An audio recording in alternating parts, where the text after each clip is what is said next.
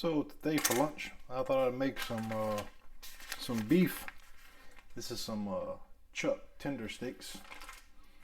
I'm sure I got from Super One at a nice reduced price. So we're just gonna smother this down with some onion, maybe a little bit celery and some bell pepper. Make a little gravy and have this over some rice.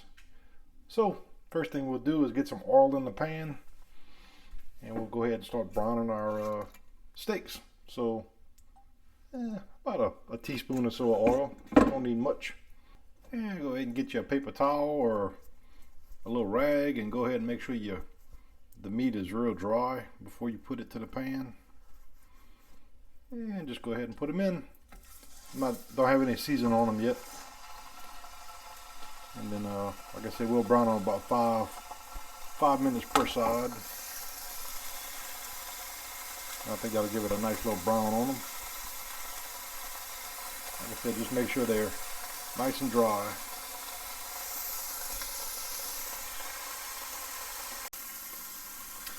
And for the celery, take one rib of celery, cut it in three long lengths, and just dice it across until you get some nice small dices like that.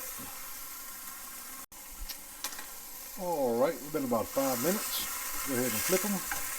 And we got a nice little brown starting on them. And now we'll go ahead and do this side for about 5 minutes. I'm going to lower my fire a little bit.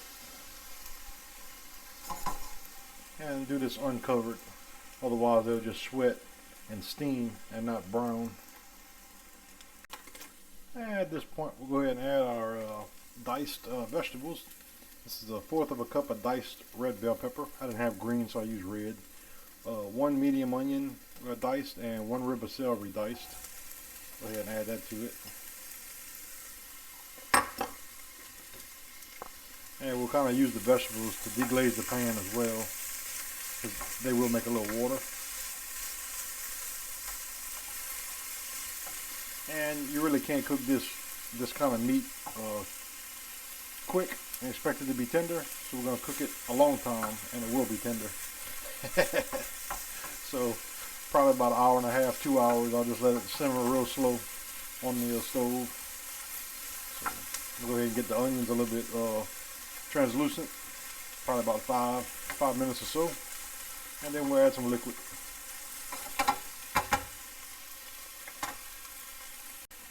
This is 1 teaspoon of minced garlic. As well, while everything's cooking, this is 1 teaspoon of some Slap Your Mama Cajun seasoning. Gotta have a little seasoning in that. And that's all I'm gonna add for the seasoning for right now.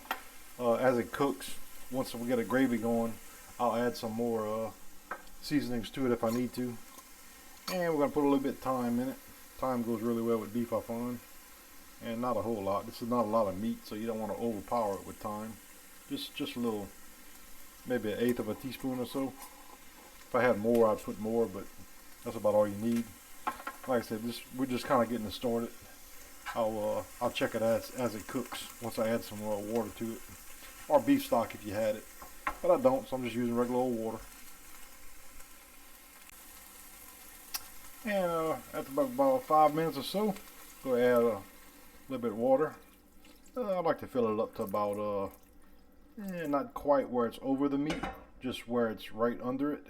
And we'll go ahead and cover it, and we'll let it cook. I'll check this in about 30 minutes, give it a little taste, see if we got to add anything to it. And one more thing, we'll add 1 small bay leaf to it.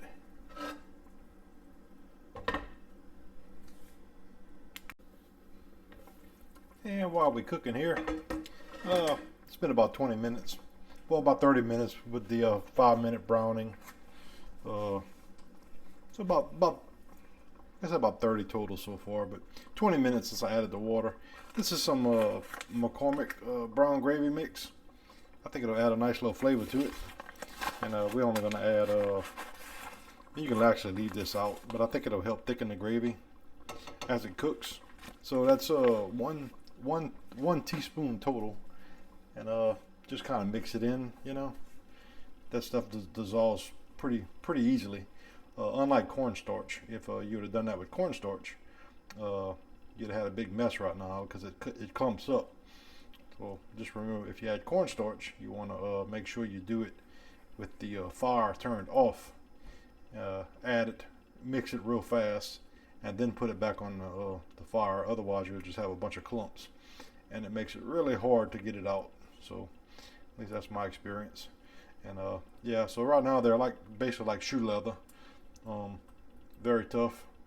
So it's gonna be a while, but this is the perfect kind of meat just to cook, real long and very slow.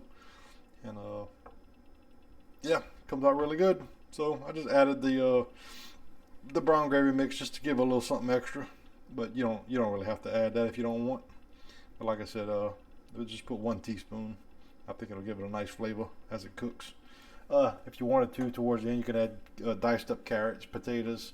You could actually cook that separately and add to it. I don't plan on adding anything to it. Just what I have currently in there. So just let it cook. And we've been a total of 1 hour and 15 minutes. Go ahead and turn all your pieces over. And I've actually been turning them over about once every 25 minutes or so. Tastes the gravy. I'm gonna add a little bit of salt to it. Does need a little bit of salt, I find.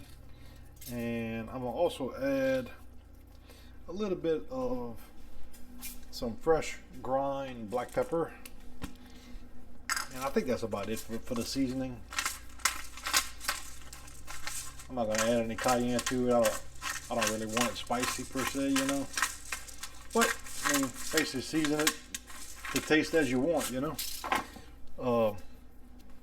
That's pretty much it. I'm gonna go ahead and add a little bit more water to it. I actually checked one of the pieces, and it's still not tender.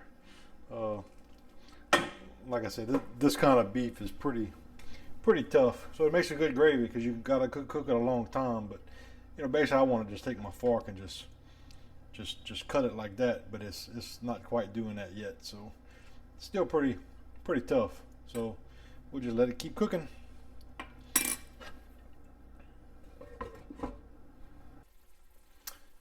So we've been about 1 hour and 43 minutes, and so basically now you can kind of take your fork here and kind of just, you know, meat just kind of flakes off. So that's about what we want. The only I'm not gonna add it now because I actually cooked this a little ahead of time today for lunch. So I'm gonna just go ahead and turn it off and just kind of leave it sit. And when I get ready, I'll show you the next step. And to finish the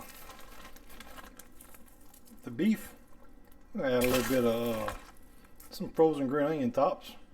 Here's my bay leaf. We might as well pull that out. Don't need that in there. And I'm gonna add a little bit of water just to give a little extra gravy here.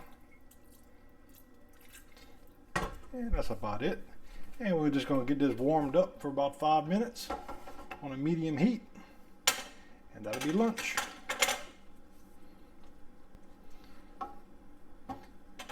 And I'll go ahead and cover it where it don't pop all over the stove. Like I said, I'm going to just cook it till it's warm, about 5 minutes. And to serve this, get you some white basmati rice. Of course, we're gonna have our little piece of steak here, and get us some gravy. Give me a little spoon here. Ooh, that smells good. Yeah, put a little sauce on top of the meat there. I'm gonna have some sweet peas to go along with it. That'd be a good little side dish, I think. Yeah, there you go. Smothered beef, basmati rice, and a little bit of sweet peas. But I actually cooked the sweet peas in some heavy cream. Had a little bit left over. I figured that'd be a good thing to do with it. So salt, pepper, and a little bit heavy cream. So we got a good little meal. And that's how we look. Nice little close-up of everything. I think that's going to be absolutely delicious. I gotta have a little taste, see what we got here. Get a little bit of the rice, get a little bit of the meat. I love some good smothered beef every now and then. Delicious. And like I said, the tougher cuts of beef usually make the best gravies because you got to cook them so long. And a little bit of the sweet peas with the heavy cream. Very good. Well, thanks for watching. If you enjoyed my video, please subscribe to my channel and hit the like button. Thanks.